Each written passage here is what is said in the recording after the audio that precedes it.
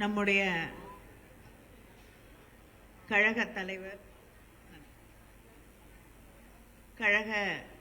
தலைவர் தமிழ்நாட்டின் முதலமைச்சர் அண்ணன் தளபதி அவர்கள் பிறந்த நாளை ஒட்டி மக்கள் முதல்வரின் மனிதநேய விழா என்று தொடர் நிகழ்ச்சிகளை நடத்தக்கூடிய நம்முடைய மாவட்ட கழகத்தின் செயலாளர் அவர்கள் இன்று நம்முடைய முதலமைச்சர் அவர்களின் பிறந்த நாளை ஒட்டி மகளிர் அணி சகோதரிகளை சந்திக்கக்கூடிய வாய்ப்பை எனக்கு உருவாக்கி தந்திருக்கிறார்கள். பொதுவாகவே இந்த மாவட்டத்தில் இருக்கக்கூடிய மகளிர் அணி சகோதரிகளை சந்திக்க வேண்டும் என்றால் நான் மகிழ்ச்சியோடு அந்த நிகழ்ச்சிக்கு வருவேன். அதுக்கு காரணம், இந்த மாவட்டத்தில் நடக்கக்கூடிய எந்த மகளிர் அணி நிகழ்ச்சியிலுமே எந்த சகோதரியும் சோகமா உட்கார்ந்து நான் பார்த்ததில்லை. முதல் வரிசையில இருந்து கடைசி வரிசையில இருக்கக்கூடிய சகோதரிகள் மகிழ்ச்சியோடு ஆரவாரத்தோடு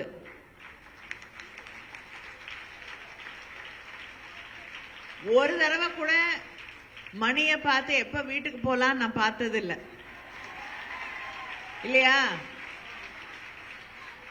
அந்த அளவிற்கு உங்களை மகிழ்வோடு கழக பணியாற்ற கூடிய வாய்ப்பை உருவாக்கி தந்திருக்கக்கூடிய மாவட்ட கழகத்தின் செயலாளர் அவர்களுக்கு என்னுடைய நன்றியையும் இந்த தருணத்திலே உங்கள் சார்பிலே நான் தெரிவித்துக் கொள்கிறேன். அவருக்கு என் நன்றி. இந்த நிகழ்ச்சியிலே கலந்து கொண்டு உரையாற்றி அமர்ந்திருக்கக்கூடிய நாம் எல்லாம் என்றென்றும் மதிக்கக்கூடிய பேராசிரியர் அவர்களுடைய வாரிசாக இன்று இந்த மேடையிலே வீற்றிருக்கக்கூடிய சட்டமன்ற உறுப்பினர், அதே நிதானத்தோடு பேசக்கூடிய தம்பி வெற்றியழகன் அவர்களே, நிகழ்ச்சியிலே கலந்து கொண்டிருக்கக்கூடிய குமாரி விஜயகுமார் அவர்களே, தலைமை ஏற்றிருக்கக்கூடிய சுதா தீனதயாளன் அவர்களே, முன்னாள் சட்டமன்ற உறுப்பினர் KS ரவிச்சந்திரன் அவர்களே, பெரியாருக்கு ஒரு இழிவென்றால் பொங்கி எழக்கூடிய என்னுடைய அருமை தம்பி தமிழன் பிரசன்னா அவர்களே,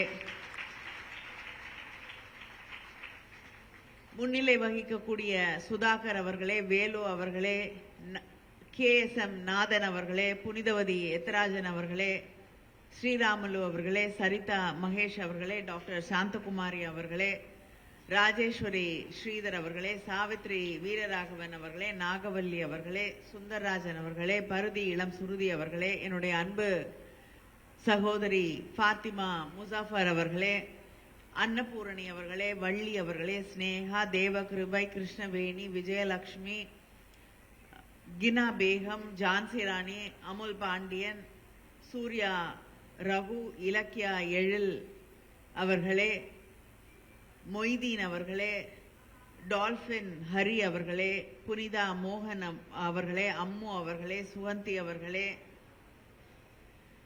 இந்த நிகழ்ச்சியிலே கலந்து கொண்டிருக்கக்கூடிய நம்முடைய மகளிர் அணியின் சமூக வலைதள பொறுப்பாளர் டாக்டர் யாழினி அவர்களே,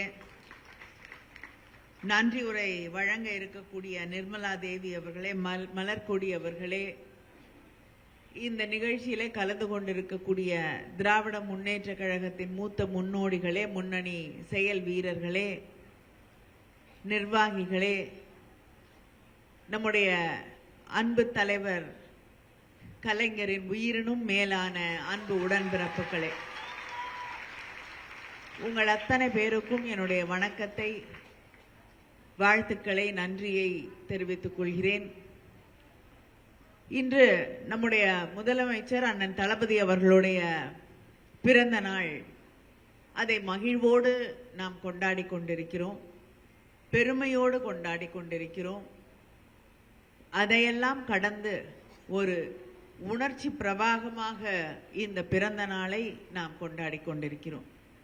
அவருடைய பிறந்த நாள் செய்தி 2 தான்.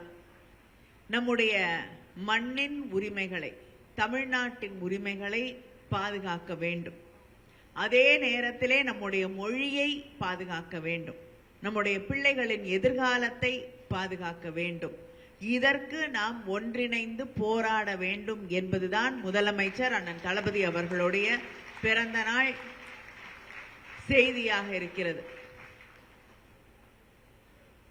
சில பேர் கேட்கிறார்கள், ஏன் இன்னும் மொழியை பத்தி பேசிட்டு இருக்கீங்க? திரும்ப திரும்ப தேர்தல் வருகிறது என்ற காரணத்திற்காக மொழியை, மாநில உரிமையை பேசுகிறீர்களா அப்படின்னு கேட்கிறாங்க.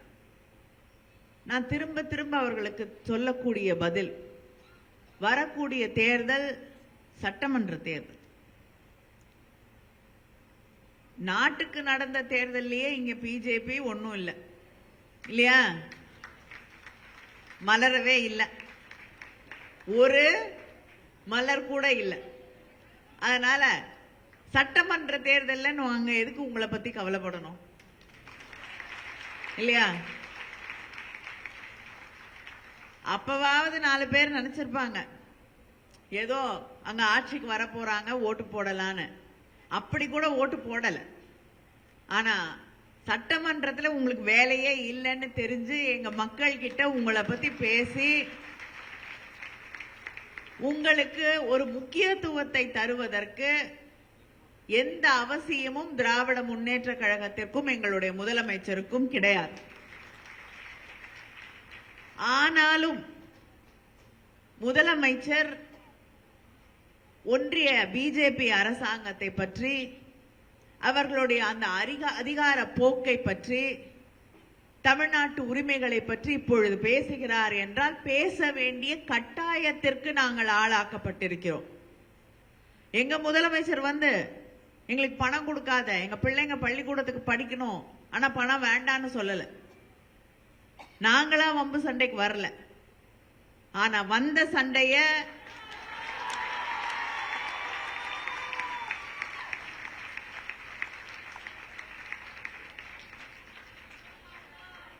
நீங்களா வரீங்க சண்டைக்கு, நாங்க வரல. நீங்களா கொண்டு வரீங்க. ஒரு புதிய கல்விக் கொள்கையை கொண்டு வருகிறேன் என்கிறீர்கள். அதுல நிறைய பிரச்சனை இருக்கு. ஆனா மிக முக்கியமான ஒன்று மும்மொழி கொள்கை. தமிழ்நாட்டில் நீங்க 3 மொழி, நாங்க 2 மொழி படிக்கிறோம், ஆங்கிலம் தமிழ் படிக்கிறோம். இல்லைன்னா யாருக்கு என்ன தேவையோ படிக்கட்டும். யாரும் இங்கே கட்டுப்படுத்தவில்லை, இந்த மொழி தான் படிக்கணும் அந்த மொழி தான் படிக்கணும்னு யாரும் யாரையும் கட்டாயப்படுத்தவில்லை, கட்டுப்படுத்தவில்லை. ஆனா 2 மொழி கொள்கை இருக்கக்கூடிய தமிழ்நாட்டிலே நீங்க 3 மொழி படிக்கணும் கட்டாயம் என்று திணிக்கும் போதுதான் நாங்கள் ஏற்றுக்கொள்ள மாட்டோம் என்று தமிழ்நாடு அரசு, முதலமைச்சர் அவர்கள் எதிர்க்கிறார். நாங்க எதுக்குறோம், நீங்க ஒத்துக்கணும்னு சொல்றீங்க, பேசுங்க, ஒரு முடிவுக்கு வருவோம். அதுக்கு நீங்க என்ன பதில் சொல்றீங்க? நீ ஏத்துக்கிட்டு கையெழுத்து போடலன்னா உங்க பிள்ளைங்களுக்கு படிக்கிறதுக்கு கொடுக்க வேண்டிய நிதியை நிறுத்துவேங்கிறீங்க. அந்த நிதி நாங்களும் இங்கிருந்து வரி பணத்திலே, வட்டி பணத்திலே, இங்கே இருக்கக்கூடிய இந்த சகோதரிகளின் உழைப்பிலே, இங்கே இருக்கக்கூடிய சகோதரர்களின் உழைப்பிலே வந்திருக்கக்கூடிய பணம். தமிழ்நாட்டு மக்கள் அவர்களுடைய ரத்தத்தையும் வேர்வையையும் சிந்தி உருவாக்கி தந்திருக்கக்கூடிய அந்த பணத்தில் எங்க பிள்ளைகளோட எதிர்காலத்திற்கான கல்விக்கான நிதியை தரமாட்டேன் என்று நீங்கள் பிடித்துக்கொண்டு அந்த மிரட்டலை எங்களை நோக்கி வைக்கிறீர்கள். பிளாக்மெயில் பண்றது நாங்க இல்ல, நீங்க.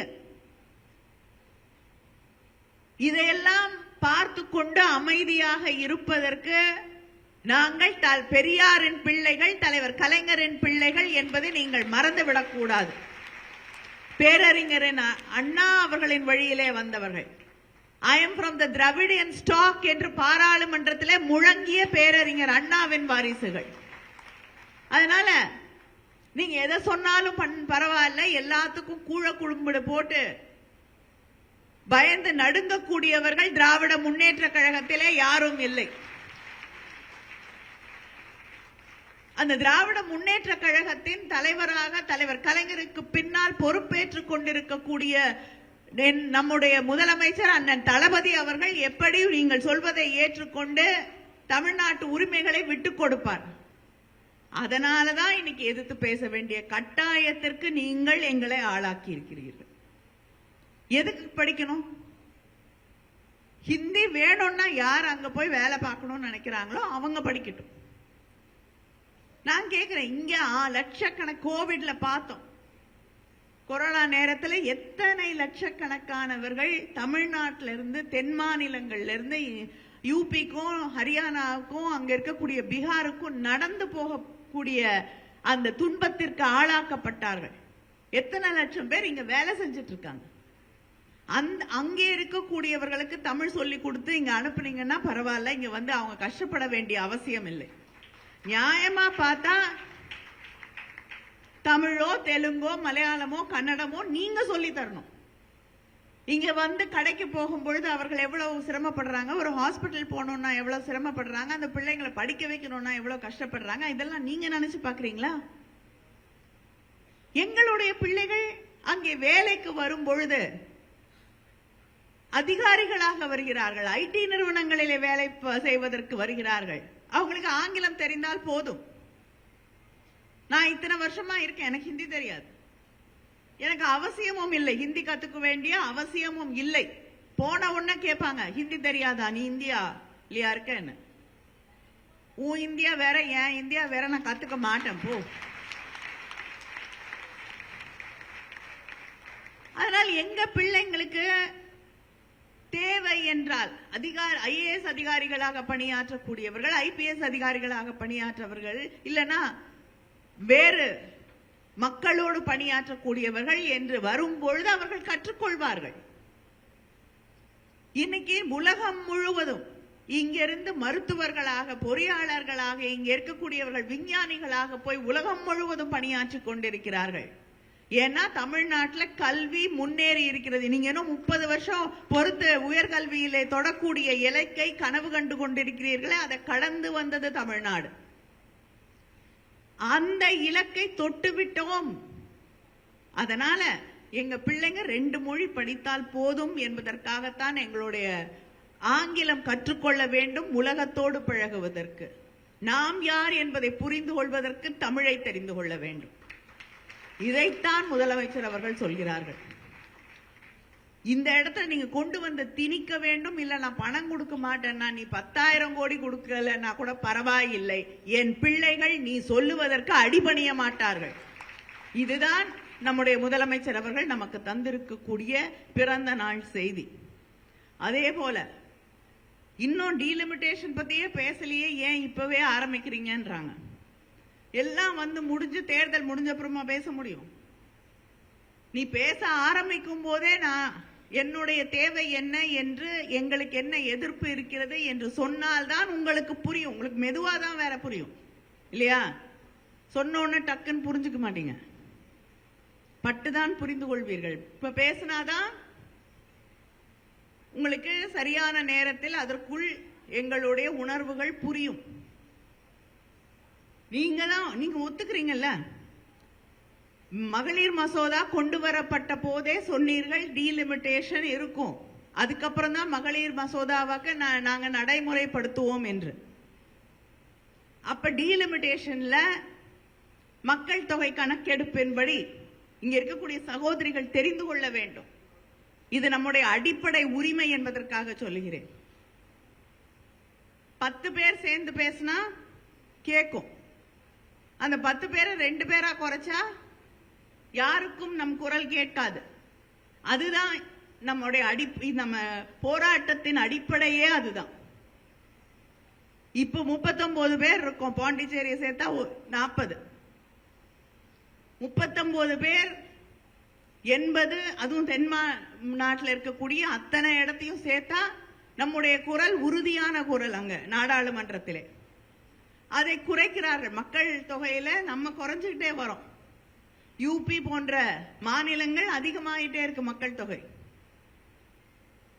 அதன் அடிப்படையிலே நீங்க எம்பிக்களை பிரிச்சீங்கன்னா, குறைச்சீங்கன்னா, தமிழ்நாட்டில் 30 எம்பிக்கள் தான் இனிமேல் தேர்ந்தெடுக்கப்படுவார்கள். ஹரியானா, யூபி போன்ற மாநிலங்கள்ல இன்னும் அதிகமாகும். ஏன்னா அவங்க மக்கள் தொகையை கட்டுப்படுத்தவில்லை, கல்வியை விரிவாக்கவில்லை, ஹெல்த் இண்டிகேட்டர்ஸ் அங்க ரொம்ப மோசமா இருக்கு. இப்படிப்பட்ட ஒரு சூழலிலே நாம் நம்முடைய உரிமைகளுக்காக இன்றிலிருந்து போராடினாதான் நீங்க கணக்கெடுப்பை ஆரம்பித்து அந்த மறு சீரமைப்பு கொண்டு வரும் பொழுது ஒரு நியாயத்தை அங்கே உருவாக்க முடியும். இல்லைன்னா எங்களுக்கு எம்பியை குறைச்சிருவீங்க, தென்னிந்தியாவுக்கு எம்பியை குறைச்சிட்டு இந்த பகுதியில் இருக்கக்கூடிய மக்கள் ஓட்டு போட்டா என்ன, ஓட்டு போடலான்னா என்ன, நாங்க பிரச்சாரத்துக்கு போகணும் கூட்டுற அவசியம் கூட இல்லை என்று அங்கே இருக்கக்கூடிய உங்களுக்கு ஓட்டு போடக்கூடிய வாக்களிக்கக்கூடிய மாநிலங்கள்ல இருக்கக்கூடிய தேவைகளை மட்டுமே இப்பொழுதே நமக்கு வேணுங்கிற காசு கொடுக்கறது இல்ல இல்லையா? ₹1 கொடுத்தா 28 பைசா திருப்பி கொடுக்கறாங்க. யூபிக்கு 2-3 மடங்கு அதிகமாக கொடுக்கிறார்கள். அப்படி இருக்கக்கூடிய சூழலிலே நம்முடைய பிரதிநிதிகள், எம்பிக்கள் அங்க நாடாளுமன்றத்திலே குறைந்து விடக் கூடாது என்பதற்காகத்தான் நம்முடைய முதலமைச்சர் அவர்கள் இந்த போராட்டத்தை தன்னுடைய பிறந்த நாள் நேரத்திலே ஒரு செய்தியாக, தமிழ்நாட்டுக்கு செய்தியாக இல்ல, இந்த நாட்டிற்கு ஒரு செய்தியாக அவர்கள் தந்திருக்கிறார்கள். அந்த செய்தியை நாம் ஒரு போராட்டமாக எடுத்து நமக்கான உரிமைகளை, நம்முடைய மொழியை, நம்முடைய பிள்ளைகளின் எதிர்காலத்தை காக்க வேண்டிய கடப்பாடோடு உணர்ந்து இந்த போராட்டத்திலே அவரோடு நின்று இணைந்து குரல் கொடுக்க வேண்டும். அதுதான் நாம் அவருக்கு செய்யக்கூடிய மிகப்பெரிய பிறந்த நாள் பரிசாக இருக்கும். நம்முடைய முதலமைச்சருக்கு மட்டுமில்லை, நம்முடைய தலைவர் கலைஞர் அவர்களுக்கு, பேரறிஞர் அண்ணா அவர்களுக்கு, தந்தை பெரியார் அவர்களுக்கு, திராவிட இயக்கத்தின் போராளிகள் அத்தனை பேருக்கும் இங்கே இருக்கக்கூடிய சகோதரிகள் செய்யக்கூடிய மிகப்பெரிய பரிசு, கடமை என்பது நம்முடைய அந்த போராட்டம் போராட்டம் போராட்டம் நம்முடைய உரிமைகளுக்காக தொடர்ந்து போராடுவோம். நன்றி, வணக்கம்.